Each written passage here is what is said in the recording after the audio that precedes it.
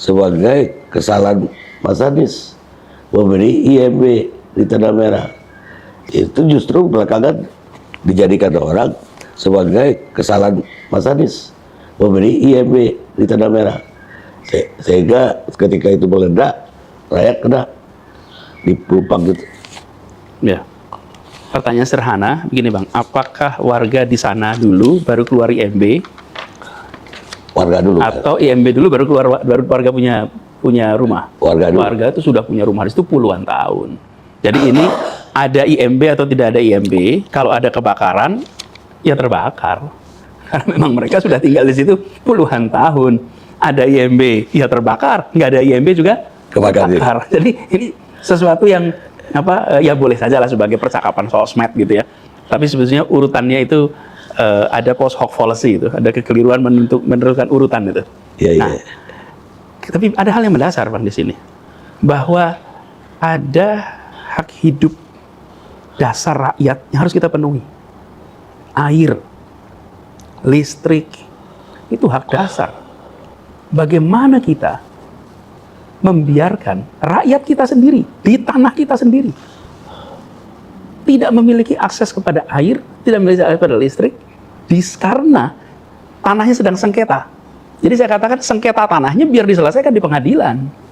Silahkan diselesaikan, saya tidak mau terlibat soal sengketa tanahnya, karena sengketa tanahnya bukan wilayah kami. Tapi saya sebagai yang bertanggung jawab di Jakarta, harus bisa memberikan hak dasarnya, air di situ. Sehingga mereka bisa mendapatkan air bersih dengan harga yang terjangkau.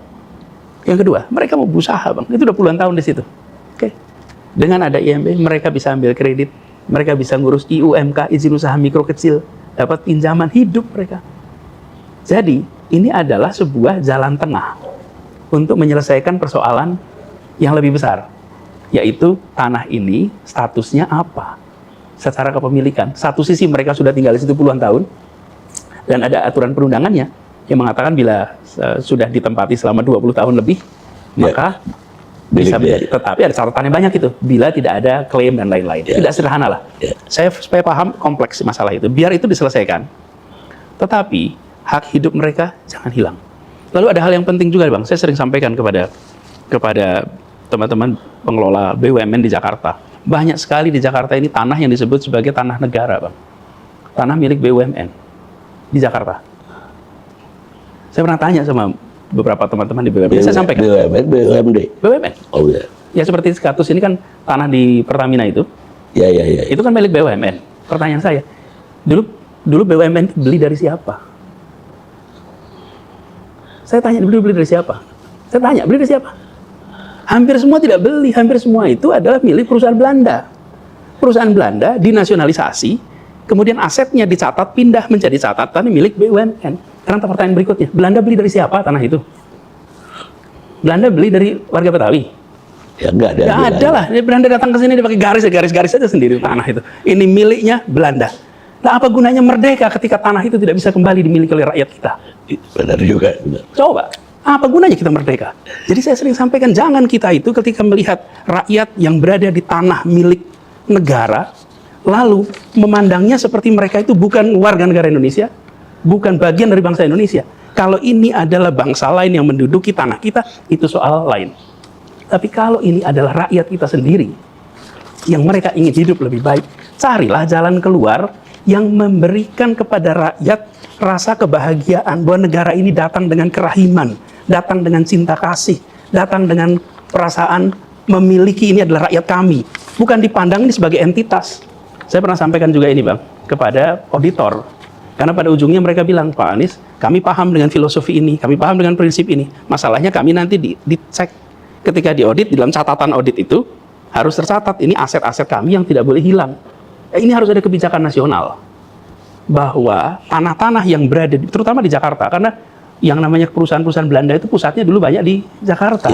Di sini banyak sekali tanah-tanah yang sebenarnya disebut sebagai tanah milik BUMN, tanah milik negara, yang sesungguhnya itu adalah tanah yang dikuasai oleh Belanda, yang sekarang ditempati oleh bangsa Indonesia yang barangkali kakeknya dulu ikut meninggal memerdekakan Republik ini. Coba Bang, ini jadi saya ingin mengajak kita semua, jangan lihat persoalan ini semata-mata soal pencatatan aset di dalam buku laporan keuangan. Tapi ini adalah soal bagaimana negara hadir dan melindungi. Perintah pertama Republik ini merdeka untuk apa? Melindungi setiap tumpah darah Indonesia. Pegang itu sebagai prinsip. Dan jadi saya ketika melihat persoalan tanah di Tanah Merah dan tempat-tempat lain, saya selalu sampaikan, sekarang kami hadir berikan solusi. Yuk kita cari jalan keluar hukumnya tuh, yang terakhir tuh Bang. Kita ini seringkali nomor satunya tuh hukum dulu. Nih pakai prinsip keadilan, prinsip kepentingan umum, prinsip akal sehat, lalu cari regulasinya sehingga tiga itu bisa jalan. Nah, dengan begitu, keputusan-keputusan yang kita buat adalah keputusan yang berpihak pada rakyat. Rakyat kecil di dalam kampung-kampung itu Bang mau minta tolong pada siapa? Yang bisa kirim SMS, WA, telepon, gubernur, wali kota, menteri, ya petinggi. Rakyat itu, mereka butuhnya pemegang kewenangan, mengambil sikap, saya melindungi, saya mencintai, saya memberikan rasa aman. Nah, itu yang jadi pegangan saya ketika saya harus berurusan dengan kampung-kampung itu, Bang. Ya, ya. Termasuk ketika muncul persoalan itu. Jadi saya yakin betul bahwa jalan tengah yang kita lakukan kemarin itu adalah untuk mereka bisa mendapatkan penghidupan yang lebih baik, kehidupan yang lebih baik. Dan saya mengharap pengelola aset-aset negara ini, mari pandang aset ini bukan sebagai barang yang kami beli. Ini adalah barang yang banyak warisan dari pemerintah kolonial. Saya ulang, pemerintah kolonial, penjajah, yang dicatatnya sebagai milik kita. Sekarang ketika rakyat ingin ikut menikmati juga, what's the problem? Carikan jalan keluar. Mudah-mudahan ini dengar ini. Saya sudah berkali-kali menyampaikan di dalam pertemuan-pertemuan ketika saya menjadi gubernur, berurusan dengan BUMN, saya sering sampaikan itu. Bahwa sudah saatnya. Halo teman-teman, berjumpa bersama saya di Politik Dangi. Ya, bagaimana Karni Ilyas yang mencoba memberikan pertanyaan tajam kepada Anies Baswedan, teman-teman, yang pada saat itu adalah Gubernur Jakarta, ya. Bagaimana hal ini terkait dengan sebuah insiden yang terjadi di Tanah Merah, Jakarta, ya. Kata Karni Ilyas, ya, Anies yang memberikan IMB-nya, izin membangun bangunan, teman-teman, ya. Dan Anies membantah hal tersebut karena IMB yang ia beri, teman-teman, ya.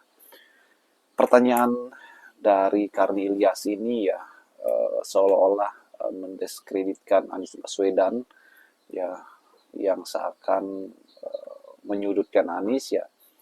Kemudian, ya, dengan hati yang dingin, ya, Anies langsung memberikan pernyataan yang sangat luar biasa kepada Karni Ilyas, teman-teman. Kita tahu bahwa Anies itu orang yang sangat cerdas, ya. Jadi setiap pertanyaan-pertanyaan jebakan yang diberikan kepadanya itu tidak akan mempan, teman-teman, ya.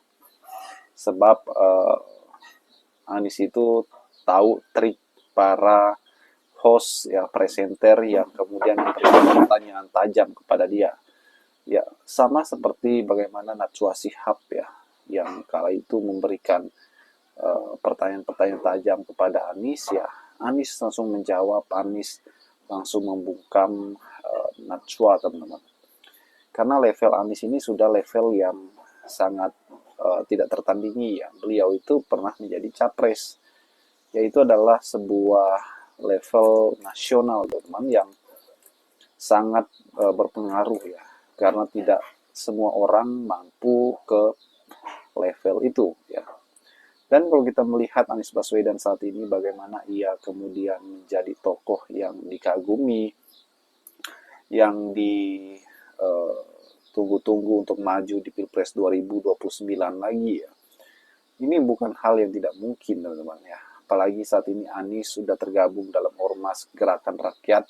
Gerakan Rakyat saat ini, ya, digadang-gadang akan menjadi sebuah partai baru di Indonesia, ya, tahun 2026 nanti.